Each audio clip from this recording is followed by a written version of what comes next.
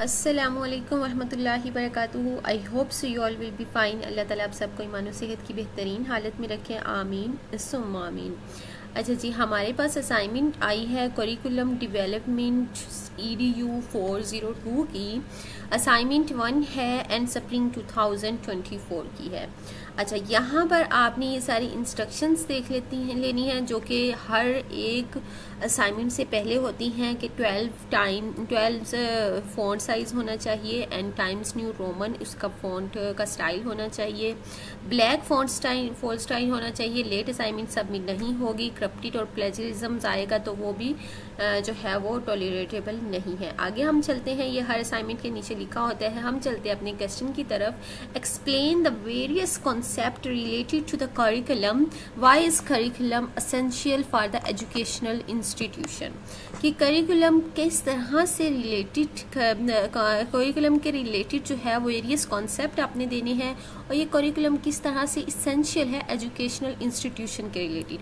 आगे उन्होंने स्कोर्स की जो है वो डिस्क्रिप्शन दी हुई है आगे, और लेवल ऑफ अचीवमेंट दिए हुए कि अगर आप किस तरह से अगर एग्जांपल्स काफ़ी सारी देते हैं तो आपको 15 मार्क्स मिलेंगे।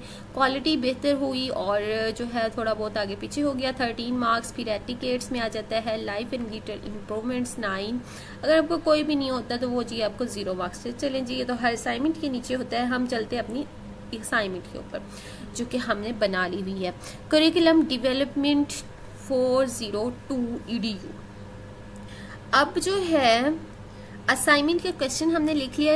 Explain the various concept related to the curriculum, why is curriculum essential for the educational institution.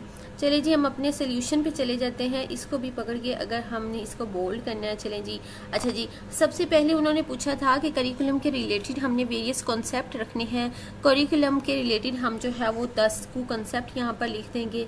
सबसे पहले करिकुलम गोल्स है, कंटेंट है, टीचिंग मेथड्स है, असेसमेंट एंड एवेल्युएशन है, फिर स्कोप एंड सीक्वेंस है, अलाइनमेंट विद स्टैंडर्ड्स, फिर डिफ्रेंसिएशन है, फिर इंटीग्रेशंस ऑफ टीचिंग्स।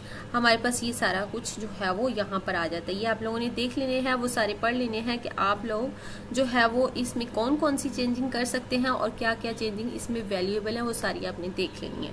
ठीक है। अच्छा जी, हम आगे चलते हैं 9th वाले पे। ये हमारे कितने हो गए हैं? हमारे 8 हो गए। आगे हम चलते हैं कल्चरल, क्वेश्चन नंबर 9 पे आ जाते हैं। मैं यहाँ से पेंसिल ले लूँ। Cultural relevance and diversity continuous improvement. अच्छा जी, आगे आप लोगों ने ये देख लेना है, थोड़ा सा इनको आगे पीछे करके लिख लेने हैं। कुछ जो है वो इसमें चेंजिंग दे आनी है, कुछ जो है वर्ड्स की जो है वो आगे पीछे चेंजिंग करनी है। और चेंजिंग आप लोगों ने करनी है जो उसके पॉइंट्स, जो टॉपिक जो ये स्पेशली नज़र आ रहे हैं मोटे मोटे लिखे, बोल्ड है।